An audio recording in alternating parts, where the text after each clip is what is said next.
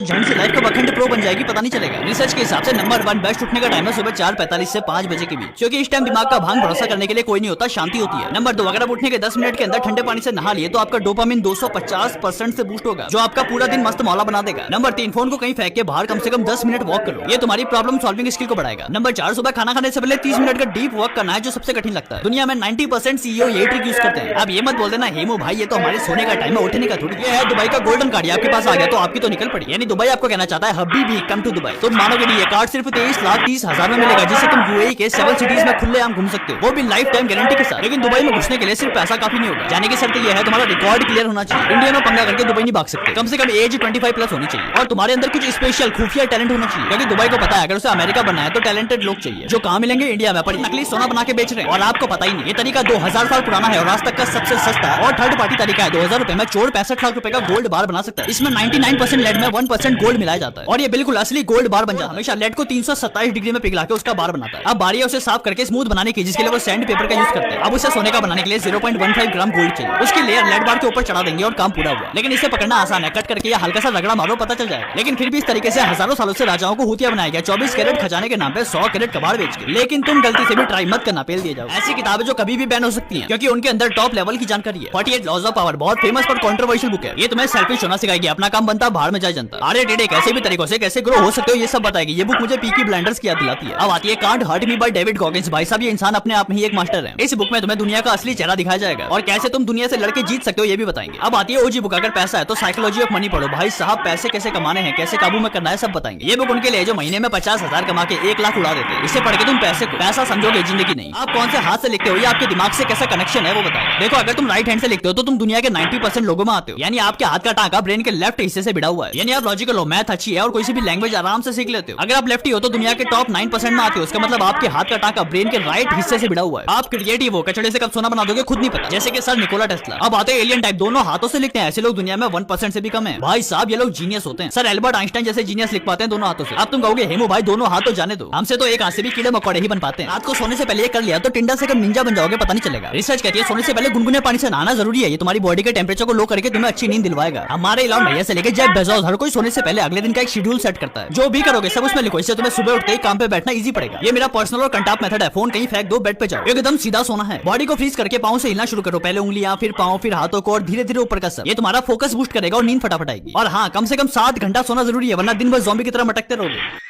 सरकार के पास नोट छापने की मशीन है तो दनादन छापती क्यों नहीं, हर किसी को अमीर बनाती क्यों नहीं, एकदम मक्खन सा लॉजिक है। सुनो सबके पास पैसे आ गए तो सब अमीर बन जाएंगे, फिर सबको चाहिए फरारी, लेकिन फरारी तो लिमिटेड है, इसीलिए फरारी कंपनी अपनी कार्स के दाम बढ़ा दे। तुम्हारे पास होंगे 1 करोड़ लेकिन फरारी अब 100 करोड़ की आती है, यानी तुम्हें बाबा जी का टुल्लू भी नहीं मिलेगा। सरकार नहीं चाहती हर कोई अमीर हो, अमीर कम होने चाहिए गरीब ज्यादा, तभी तो बैलेंस बनेगा। आप मानोगे नहीं, जर्मनी से लेकर वेनेजुला ईरान जैसे देशों में अंधा पैसा सरकार के कहने पर छापा गया, तो महंगाई इतनी बढ़ गई कि एक पेन लेने के लिए भी ट्रक भर के पैसे ले जाने पड़ेंगे। यानी कुल मिलाकर इस कागज के टुकड़े की औकात जीरो है, जब तक सप्लाई पे आपका कंट्रोल है। इसीलिए कहता हूँ सोना खरीदो, पापा है वो इनके, बेटा तो हर साल बदल जा रहा है।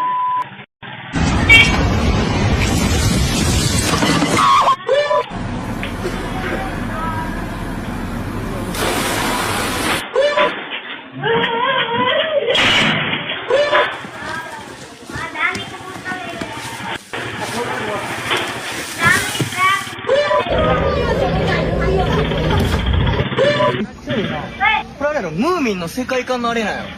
確か。Ayun.